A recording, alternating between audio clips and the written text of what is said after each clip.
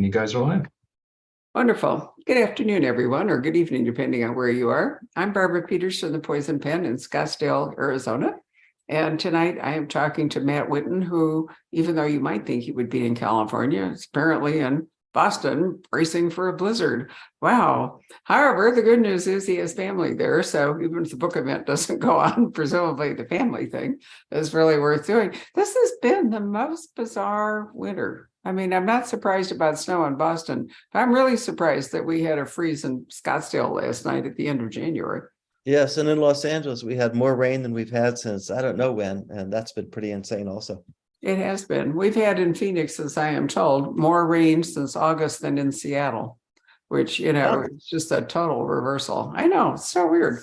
But anyway, we're here to talk about Killer Story, which is Matt's most recent novel. I believe that last time we spoke, it was about the necklace, wasn't it? That's right. Yep. But I should give you a bio because Matt has a really interesting bio. I'm just going to read it off the back of the book, but still. A graduate of Amherst and Brandeis Universities, he's a TV writer, novelist, playwright, and screenwriter. So we're going to talk about the differences between writing books and writing all this other stuff. His television writing includes House, Pretty Little Liars, Law and Order.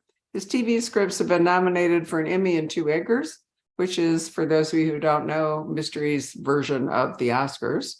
And he's written 4 mystery novels, winning a Malice Domestic Award for Best Debut Novel. He's also written stage plays and for national magazines. Wow, so you just started leading a writer's life. That's right. Yeah, I started out as a playwright and then got into novel writing and somehow wound up in Hollywood and got into novel writing again. So yeah, it's been a lot of stuff. So why don't we talk about, because I had a really interesting conversation the other day about writing for different age groups. I think people who watch these programs are interested in the writing process. And Kate Alice was talking about YA novels, young, even younger child, and then adult novels, and how you approach it differently. I thought it would be language, but she says that it really is story, that the conception of story for a young adult novel would be different than it was for her first adult thriller. So do you find that, your novels have all been adult novels, right? Yes, I did write for Pretty Little Liars, which was the main audience was teenage girls, although they would often watch it with their moms, and there were women, up into their 30s watching it. But the thing I've noticed from studying young adult literature and from writing that is that these books and TV shows are more open with the feelings. People come right out with them. There's not so much, hiding and everything's under. And I really appreciate that about them. I thought that was good for my writing in particular, just have characters that are totally out there. And I think it's fun to read that. So, yeah. Well, oftentimes I get books or advanced reading copies, which is what this is. This is not the finished book, but the one that the publisher sent me to look at. And they will have young adult or an age range or something. But I don't, I think there's plenty of young adult fiction that adults can read with really enjoyment. I could still read The Lion, the Witch, and the Wardrobe, for example, and love it. And I think it was intended, at least I might be wrong, but I think it was intended for a younger audience. Yeah, I really like it when books and TV shows treat young people with respect. So the head writer or one of the 2 co-head writers on Pretty Little Liars, Marlene King, always emphasized that we don't think of it as just some dumb kid show or something. We treat our audience with respect. And that show had a number of circumstances in it that were a little out there. However, the 4 girls' reaction to these unusual circumstances was always very grounded in character, very grounded in real life, the way, these kids would actually, react to these circumstances. So, yes, that's what I noticed. And that's what I admired about that show in particular. Yeah, you made an excellent point. I hadn't really thought about is that adults are more trained in, I can hardly say politeness anymore in our current society, but let's say restraint, artifice, concealing, just being polite. And whereas teenagers have far fewer reins, that on their emotions and on their reactions and so forth, they're a lot more primal Right. They're trying things out to find out what they can do and what they can't do and what works and what doesn't. And that's what they should be doing. That's what they should be doing at that stage in life. So when you began writing, what were your first, did you write stories? Did you write books? I mean, you've obviously managed to be a success in several different forms of storytelling. Well, when I was in second grade, I wrote poems about how the Baltimore Orioles were going to defeat the hated New York Yankees. Um, Good for you. I was in Chicago, but we had similar thoughts. okay, good. Excellent. Yay, Cubs. Yes. And um, and then when I was in 10th grade, my high school drama teacher, I had a crush on her, and she suggested that I write a play. And so I did, and it was performed at the local church for a United Methodist Women's church group. And I got hooked. And I kept writing plays. It's what I love doing. And then when I hit my 30s, I started to realize that my favorite form of cultural entertainment wasn't so much going to see a play. It was more lying back on my sofa and having a cup of tea and reading a funny mystery or an amateur sleuth mystery. That was my favorite genre at the time. So I thought, well, why don't I try writing them? So I did, and it was, tremendous joy. I wrote 4 of them, and I would have kept going, except through some odd set of circumstances, I got the call to come out to Hollywood, literally a phone call, Hmm. and to write for Law and Order, which I did for 3 years, and I kept Okay. writing TV for the next 20 years. I mean, I still am, and wrote a movie that got made. I'll have to put that in my bio. I realized that never made it in there, and so I enjoyed that a lot. But in the last 3 or 4 years, I really realized that I really wanted to write something that totally came from my heart. When you write for TV, it's fun and it's great in a lot of ways. You get a lot of recognition, a lot of money, and more importantly, you collaborate with some really good people and have some really great experiences, and you learn about writing, and it's very interesting. But I never exactly wrote something that came from my heart that I would necessarily, watch myself on a Saturday night. And so, I wrote some episodes I was proud of. But anyway, I wanted to write something that came from me. So the necklace came from a newspaper article that I read in 2012 and stuck with me 7 years until I started writing it, a book based on it. And Killer Story is based on all the people that I know who are journalists in their 20s. And it just amazes me that all these folks in their 20s are so passionate about it. They're going into kind of a dying field in a lot of ways. People are really losing a lot of jobs. And it just reminded me of myself when I was in my 20s and going into writing. And, my dad wanted me to go to law school. And, it was, it seemed like a crazy kind of endeavor. So that came from my heart too. So that's an overview of all, sort of as I see it, looking back on it, like the flow of my life and how it went, writing life. Well, when you're writing a book, it's all you. When you're writing for television and all, it's much more about, it's a writer's room. It isn't, the finished product is not necessarily going to be all you. In fact, probably it's unlikely that it would be all Right. you. Right. I mean, I enjoyed writing House for sure, and he's a fun character. But he's not the character I would have come up with necessarily out of my head. So it was great, and you learn the craft, which is great. I always just enjoyed the process of writing the outline and having the action come to a peak right before the commercial, and then you figure out the flow of it to get the action to come to a peak before the next commercial, and just how everything works. And if you have 5 characters in the show, you have to make sure each of your main characters appears in each act. An act, the definition of an act in television is the interval between commercials. So you have to make sure that each character appears in each act. At least that was the way it was when I was writing House. Now I've noticed that some shows like I think it's called All of Us, the one about the 3 triplets. I think that's the name of it. They don't show one of the 3 characters in each act. Like some of the rules of TV have changed over the years. Anyway, so I just loved the process of it, and I loved doing it. But boy, when you have something that you're writing yourself, and it's all it's all your passion, and you write at home or write in a coffee shop about what you care most about. It's just a special kind of a thing, and I feel grateful, to have the opportunity to do that.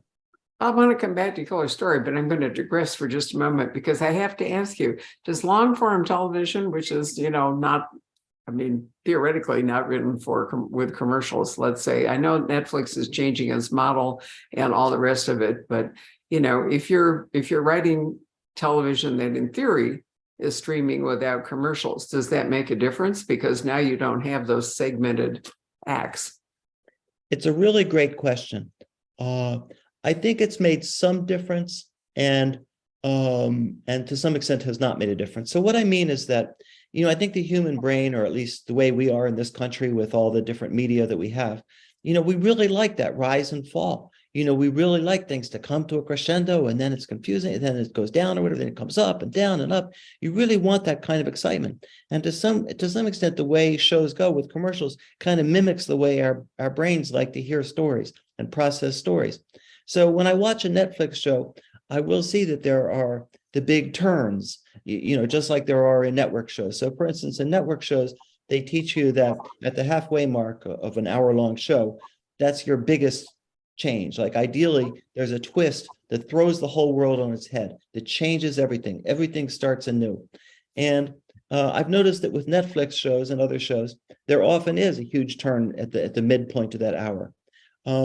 So I think that they are similar. I don't think it's quite as rigorous. I mean, there might be one less big twist in a Netflix show. But they still have that same, pattern of twists. And when I teach TV writing, which I do at UCLA Extension once a year, I always tell the students, even if they're writing a show that they envision on Netflix, even if they're writing a show that they're going to use as a spec script and not have any commercial breaks in it, I always say, write it with the act breaks as though it were a network show, because I found that the students that do that come up with better scripts than the students who don't do that. That's interesting. Oh, yeah, I like that. I noticed, right? I haven't been to a movie theater. I'm sorry, but it just reminds them that they have to have a twist. Sorry about that. Yeah. No, finish up. I confused everything. Go back and say that again. My No, I apologies. was just going to say it just reminds them that they have to make have those twists. Oh, okay. I can see what your point is there. I found myself, we went to see the sequel to Avatar, and I found that 3 hours of uninterrupted storytelling was too long. I mean, aside from the bathroom break issue, which really afflicted a lot of people, and I was all right with that. But I mean, I sat through it, in other words. But after a while, when it's that long, it begins to feel like there's unnecessary material there. And my mind begins to wander, and then I got a little impatient, like whatever. And I wonder, I hadn't really thought about that maybe all of us have kind of a instinct about how long we can follow a story. There are people who read really big books, for example, at the store, and then there are people who reject them just looking at them, regardless of what the content might be. That's not the question. They look at like a 600 or whatever page book and they go, they don't want to put that much time in it. And I go That's back how I to feel to a large extent, especially if it's like an amateur sleuth mystery, or if it's kind of a lighter mystery, or just, mystery. Like I might enjoy it, but I'm not going to want to read it for 500 pages. It just doesn't have that weight for me. There's going to be 5, suspects and then the killer. And I just don't want to invest the 500 pages in it. It just doesn't have it. But for other kinds of things like a family epic, a family saga, then I might be happy to read a 500, 600 page book. I was surprised at how many copies of War and Peace we sold during the pandemic, for example, even Moby Dick, where people did that. But it reminds me of Agatha Christie, who, her ideal book was 130 pages long, and her publisher made her pad. She wanted people to be able to read it between dinner and bed because of her complicated plots. And her publisher, the way books work, you have signatures with so many pages in them, and her publisher made her pad them to the point, because otherwise they had all this wasted paper. So they grew somewhat in size just in order to fill that. But I often thought she was kind of onto it, that she envisioned holding people's attention for a couple of hours, maybe 3, depending on how fast they read. And they could keep the entire complicated plot in their head because they weren't putting it down and, going back to it. There were no interruptions. Yeah, Which I think that's great. I like short books. I read Antoine Wilson's book. Gosh, I'm forgetting the name, but it was about 50,000 words and it was beautiful. It was just a great read. Yeah, So, well, we published Drive, which was not even that long. And I guess maybe it was 50,000, maybe just over 50,000 words, really, in theory, a novella, but it was absolutely perfect. The New York Times, Marilyn Stassi reviewed it and just said, James Salas has written a perfect book, just the right length, the whole bit.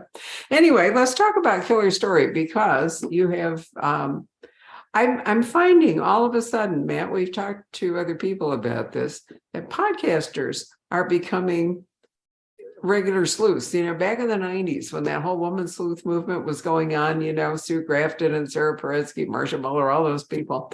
And, woman after woman was a private investigator, usually had to have either a family member or a boyfriend in actual law enforcement, because, you can't arrest people if you're a private investigator now, but it was the whole thing. And now it seems to me that the thing is podcasting, and especially true crime podcasting. Have you, said, it's true in the real world, but did you tap into that for this story, that idea? well, I think so. I've been interested in that genre ever since Serial, really. And it's, there are many genres in podcasting, obviously, but one of them is the genre of like the young, idealistic woman who's going to right wrongs about this past murder, about this cold case murder. And Serial was the first one that I'm familiar with in that genre. And since then, there have just been a lot of them. Cincinnati Enquirer did one called, I think, Accused. There's one called Convicted. I've listened to probably 10 of them. They're just all over the place. And it's a great genre. It's very successful. And I think it's you have a great heroine in these books, and they're great stories. Another thing I find interesting, and this is partly because I've been on some podcasts as a guest recently, just how many of the podcasts have as the host somebody who experienced some terrible crime in their childhood. Their aunt was killed, God forbid, or something else like that happened. So I think that's another element. But I think that's what I tapped into for sure. Podcasts are extremely successful. It still amazes me that people were talking 10 or 15 years ago that radio was dead. I know. Isn't that the truth? It's absolutely come back. I just find it hilarious. But, anyone can be the entry level to be a podcaster. All you have to do is really have a microphone. It's much, much harder to publish a book than it is to set up a podcast, for sure. And I think some people go into it to make money. Some people go into it for personal reasons. I have to admit that I sometimes wonder how people have time to listen to so much, but my life does not involve commuting, for example. And I can certainly understand that if you were, like in Los Angeles, for example, or, and you were doing a significant amount of driving, that a podcast would be, engrossing in an excellent way to absorb whatever it was you wanted, whether it was just storytelling or whether it was, unraveling crime or emotion or some such thing. But you're right, it's sort of replacing the car radio. Or remember the tapes where we used to have, the 8-track tapes, and then we had the CDs and all. And we're back to podcasting. And I wonder if audiobooks, I hadn't thought about that. I wonder if audiobooks has kind of conditioned people to listen to stories again, like the radio once did. Right. Yeah, I think definitely audiobooks and podcasts have gone hand in hand. Now, it's tremendous when you're commuting. People in LA where I live are always complaining about the traffic and cussing about it like that. So what are you talking about? Listen to a podcast. What's the problem? I have a nice time. Get in the car, listen to podcasts. It's great. And I really have found, as I've gotten more and more into podcasts, even when I don't commute, I listen to them. I commute when I listen to them when I'm washing dishes. I listen to them when I'm cooking. I listen to them when I'm folding laundry. If you're a dedicated podcast listener, as I am, you can manage to knock in, about a half an hour of a podcast just while you're doing chores at home. So. No, I've been really intrigued. My husband tapped into that and decided during Zoom, when it just started, that there was no reason why he couldn't take the soundtracks and turn them into podcasts. So he's up to, I looked today, 204,100 downloads. Wow. I know, because each one of these soundtracks is, he's got equipment and the whole bit. I mean, they're not great podcasts in the sense of, fabulous production and all the rest of it. And you have to listen to me droning on and on most of the time. Sometimes it's Patrick or another staff member. But what it does say is that that people want to listen to these conversations in a way that doesn't tie them up if they were sitting in front of a computer, or you can actually watch them all on YouTube. If you have a smart TV, you can take this and you can watch it. And that frees up, people in a different way. So I love the idea that we, what we're doing can be experienced by people in several formats, some on computers, some on podcasts, some, whatever it might be. And I think all that's a real boon to storytelling, don't you? I do, absolutely. I think it's absolutely fabulous. Just it's a whole new form of storytelling that people can do and enjoy, and it's great. It's really fun. But it's also a new form of investigation, and that relates to Killer Story in that, journalism, print journalism anyway, has obvious serious constraints. I was really sad today the Washington Post had to shed some people because, it's been kind of shielded up until now by Bezos, and his money. And to his credit, he hasn't seemed to interfere with the Post since he bought it. But I guess the economic realities are at the moment, everybody is shedding. And here's my question. If everybody is shedding jobs, all these tech, all the rest of it, why can't I hire anybody? I want to know how is it that we have this huge sudden new job pool, and yet it's virtually impossible for who many businesses to hire anybody? Well, that's a good question. I guess it is a good question. I think it's one that we can pursue. But my point is that if Petra, as a journalist, is having a hard time, which she is clearly, because why would you write about her if it was all easy? Then podcasting seems to me kind of a natural outlet for her. Definitely. She's in a situation where she got laid off from her very first newspaper job out of college down in Oxford, Mississippi. And that was because they were just got rid of 20% of their reporters, first in, first out, or last in, first out. Right. And then she goes up to Bozeman, Montana. She gets a job at a newspaper up there. Same thing happens. She gets laid off. She goes to Seattle to an internet startup that's going to revolutionize how journalism happens online, and the startup dies. And then she gets this really kind of lucky break. She pushes for it, but it's also some luck on her part. She gets a really nice job at Boston's second biggest newspaper, which in the book I call the Clarion, and not the name of the real second biggest newspaper. Right. So she gets this job at the Clarion, and then she thinks she's doing great. She goes in to see her boss. She thinks the boss is going to tell her how great she's doing, and the boss lays her off. And she's just crushed. And she just comes up with, as you say, this is how she's going to save her job. She comes up with this idea that she's going to investigate the cold case murder of somebody that she actually knew, a Harvard freshman who was killed, who she actually knew when the girl was only 14. And the Harvard freshman who died who was killed was famous because she was an alt-right YouTuber. She's quite well known. She got, 1 trillion downloads. So she convinces this guy to let her, work as a podcaster. And she's trying to save her career. She feels like she's been laid off, 4 times. She's going to have a stink on her from all that. Newspapers aren't hiring anyway. The statistics on newspapers are crazy. I read this one and it just amazed me. I had to read it twice. 2 newspapers die in the United States every single week. 2 newspapers. We've lost a quarter of our newspapers, and in a few years it will be a third. 28,000 journalists got laid off last year. My friend who works at the newspaper in Glens Falls, when he started, there were 50 reporters. Now they're down to 8. So, she's she has this passion for journalism. She loves it. When she was a kid, some things happened that made her understand the power of journalism for good and how it can really be good. And that's just her dream. It's a dream she's had this whole time. But when this happens, she gets, laid off again and again and again, which, by the way, I'll just digress here and say, as a TV writer, we all get laid off. So I've been laid off in the past 20 years 4 times. And sometimes it's for something just the show gets canceled, And sometimes it's new head writer comes in and hires all his own people. Whatever the reason, it's kind of affects you pretty deeply. So that's when I speak about coming from my heart, like Petra just comes from my heart. I know how she's feeling. I know where she's coming from. So now she's got this opportunity to rescue her career with podcasting, with the investigating a cold case. And when it doesn't go well at first, she has to do anything she can to make it go well. And sometimes the things that she does to make it go well are not very morally good things, I'll say. They're not at all things that you would want somebody to do. And partly it comes from really wanting to solve this murder because she loved this girl.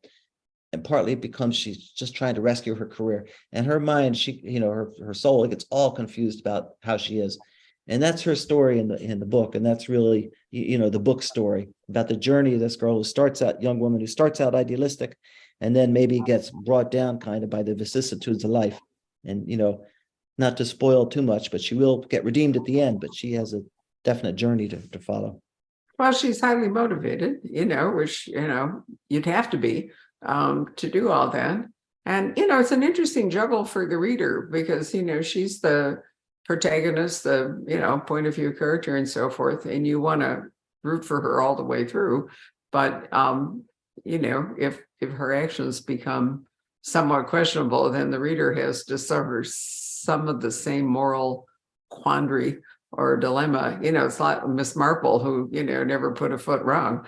And I think that's an interesting part of modern crime fiction is that, characters are certainly not all black and white, but, beset by the same sorts of things that the readers are, which, perhaps creates a bond. We had an author that we published at Poison Pen Press before we sold it, who was a newspaper man to his absolute core.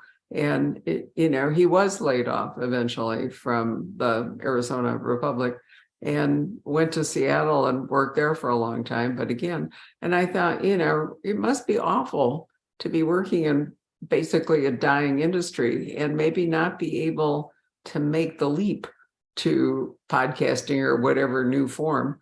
And then, you read about, well, I don't know if everybody does, but you read about the George Santos, this absolutely insane, fabulous and you recognize that the little local newspaper were the only people who looked into him and realized that he was, in fact, please, resume embellishment. That's like anyway, That is an amazing story about him because, like you say, and most people don't know this, but like you say, that small town newspaper got a lot of the story. They found out the guy was everything. They found out the guy was a bum, he's a liar, everything, all this stuff. And they got most of what the New York Times got in their big scoop. It was crazy. And people just didn't pay attention. Bad enough newspapers are dying, but the ones that are still here, you should at least pay attention to them. I agree. It made me realize that, that the newspapers have lost their power too, because probably the local people were busily, on Twitter or watching, who knows. But, what's terrifying is that neither party, neither the Republicans nor the Democrats did any vetting of this guy. Yeah. It was up to this little local newspaper. And that's one reason it's so tragic that we're losing all these, local papers that actually did local stories, that looked at people like him. Now he's a national story, but, originally he wasn't. And if people had paid any attention, he wouldn't have become a national story because presumably the Republicans would have recognized they shouldn't be running him. And, so it's harming our society on so many levels to be losing that. And I think it's one of the reasons, that we're in such political chaos right now. None of us have local sources we can trust. I agree. And even the stories that might seem like they're a little bit boring, like school board meetings or zoning board meetings, they can be incredibly important. And you got to have the resources in place and the journalists in place so that when a really important school board or zoning board story does happen, a story that, zoning board involving bribery or school board involving book burning or censorship, you really have the people that can really explain what's going on. And you got to have that infrastructure in place. Yeah, and rally community meetings and so forth. So, I keep hoping that, I mean, I realize that the economics of print journalism are difficult, but it would be great if there were a better respected, better governed, you know, internet. And unfortunately, it's much, much harder to vet any of the stuff that goes off on over the air because newspapers were edited. That's the other thing. They had actual people there, who assigned stories, looked at stories, edited stories, took responsibility.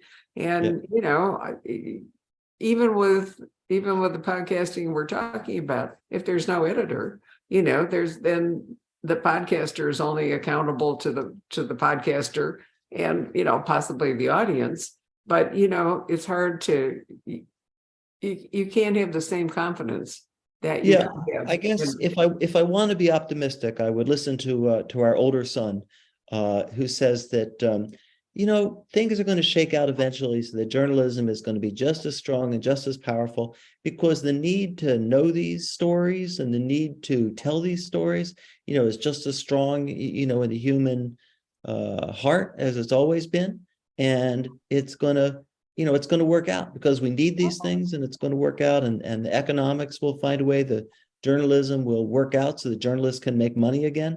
So that's his faith both in technology and the future. So I try to hold on to that. I've heard other people say that too. A friend of mine who works for the Pew Research Foundation, who's a journalist. Anyway, I hope that this optimism will be well founded.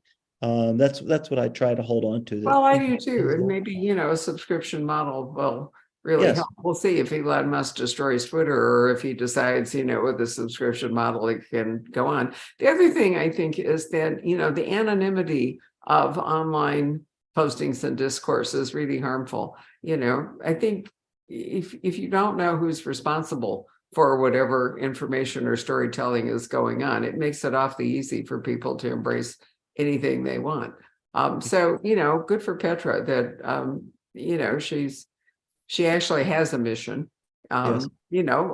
a dual mission: save her job or create a new job, whichever one, on that path, but also solve this case that nobody has solved. And cold cases generally aren't solved until somebody comes along and kicks it back into gear. They sink under the weight of other cases. And it takes somebody like her, to reinvigorate Right. an investigation. Have you Right. actually participated in anything like that or know anything firsthand about a cold case that someone who was not in law enforcement initially managed to solve? Trying to think. I don't think I have any friends that have cracked a cold case exactly. No. That's a good question. I'll probably think of one after we get off the air. Oh, that was it. But Aha. Well, what you said about kickstarting the investigation, getting things going again, that's one of Petra's main things. She says, okay, I may be putting out information out there that's maybe a little sensationalized and not quite exactly right. She said, but on the other hand, I'm getting millions of listeners, and that's doing a lot of things. One is it's going to push the police into investigating again, which they haven't been doing for the past 2 years, and also everybody's going to hear it, and they're going to think of things that they forgot of 3 years ago. They're going to think when the girl was killed, they're going to think, that night, Petra's talking about this one guy, Schmo. And I'm remembering that night, I actually saw Schmo hanging out at a bar, just a half a block away. So so that's how she rationalizes some of her behavior that isn't, in some ways moral, is that, what you just said, she's going to be able to kickstart that investigation. It's going to be useful. And the truth is, there's truth in it. Like everything she says, every justification she has for questionable actions, there's truth behind it, which, I think is true of people in general. No matter what we do when we act in not so good ways, we can find some way to justify it, and there's a kernel of truth all the time. there are people who are actually using technology to crowdsource investigations outside the law. I can't remember the name of the guy that we had here, but his example was there was some kind of a crime in Chicago. I can't remember if it was a hit and run or something where there were witnesses. And most people have phones now and are, oftentimes filming and all. And anyway, they couldn't find the guy or they couldn't identify him or something. And so this non-police guy took it upon himself to basically somehow or other communicate with all the people, start up something, and gradually information filtered in, and gradually, they found him, which I Right. think is happening more and more, even with law enforcement. Is there, well, look at the January 6th thing. I mean, most of these people are being convicted by their own social media. They all took their phones so they could, film it, or they appeared on other people's social media. And we had a riot here in Scottsdale a while back. It was a smash and grab, and they caught everybody because, again, they were all, either filming themselves or filming each other or posting it in places. And so it wasn't that difficult to eventually identify who they were. And, first rule of criminals should always be now, leave your phone. Do Yeah, not right. take your phone when you Well, go. But so what Petra does is really, other people are doing that. It might be putting the cat among the pigeons might feel like it's unethical or exposing people, but the truth is it seems to be happening all the time now. yeah, I think so. I think And we've all given up privacy, I mean, as soon as you have a smartphone, basically your privacy is gone. yes, yes, I think that's a battle that we're definitely losing in our society. The effort to keep our privacy. That one I don't think will turn around. Yeah, there've been, I'm trying to think what mystery novels have been written on the subject of crowdfunding, but certain crowdsourcing murders. But certainly there have been some TV shows that have tried it. A lot of TV episodes have been based on Yeah. it. But And true crime. There's been some true crime. Whoever this guy was actually had a fairly large nonfiction bestseller. Oh, cool. I Cool. can't think of his name, but the only thing that really scared me is when he was doing the event, he was encouraging people there to do the same thing. And I wanted to say, no, that's really not a good idea. And most of the time, the police won't really welcome your contribution, even if you think they will. But there we go.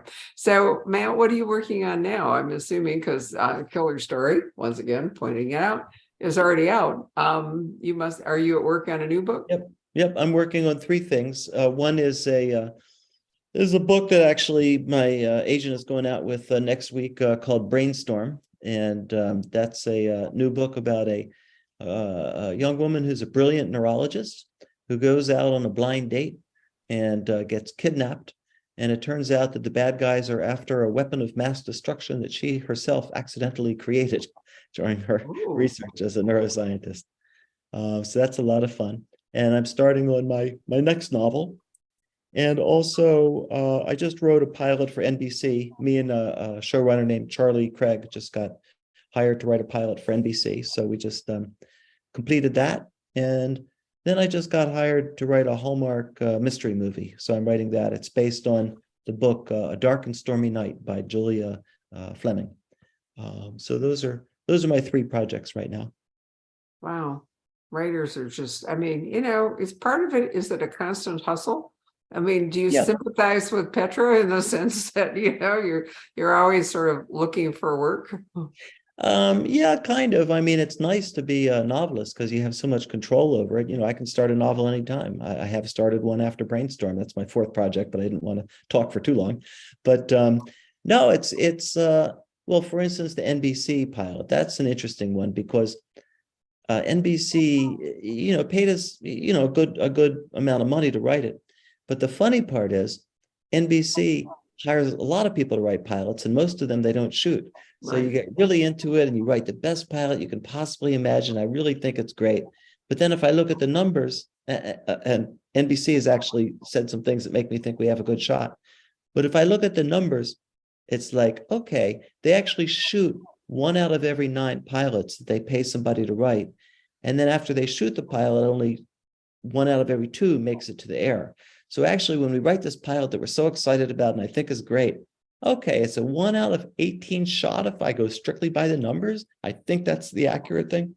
So it's like every project that you write, you put all your passion into it and then you let it go.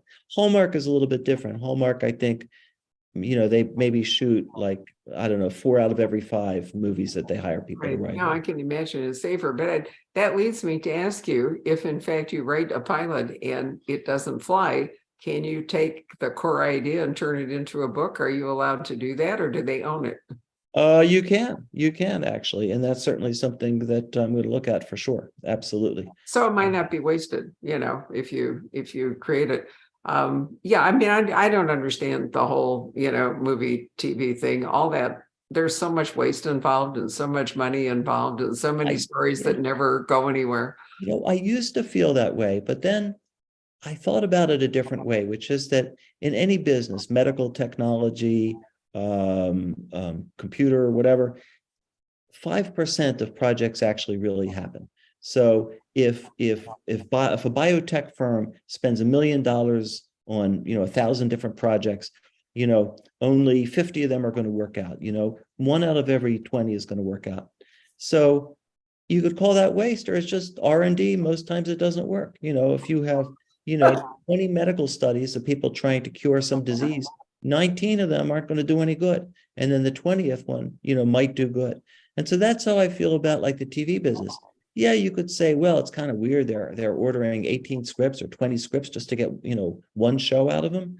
But it's like, it's hard to do R&D. And that's what this is, research and development. And yeah, they all, a lot of scripts sound good, and then you actually get the scripts and they're not good, and so then you find that one diamond. So yeah, I used to think of it as waste, and actually a lot of people in my business view it as waste, and they say, oh, we need to figure out a better way to develop pilots, develop TV shows. And in the 20 years that I've been, in the TV business, they've been saying that for 20 years. And sometimes they try other things and it never does any better than what they had already. So I think that's just a fact of human life. You have 20 ideas and in that sort of field, and one of them turns out good. Well, R&D is a reasonable analogy. I can see, that is a constructive way to look at it. If we had time, I would talk to you about House, but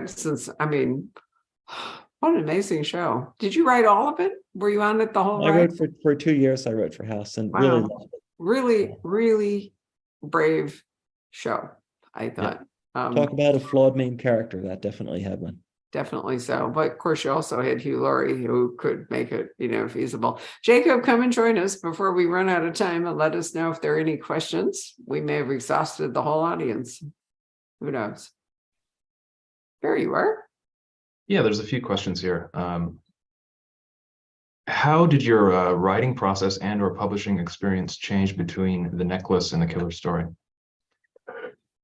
I don't know that it changed that much. My writing process was, the same as it always is. I just wake up, take a bicycle ride to the coffee shop, talk to some friends, write for 3 hours, come home, have lunch, run some errands, and then spend another couple hours writing.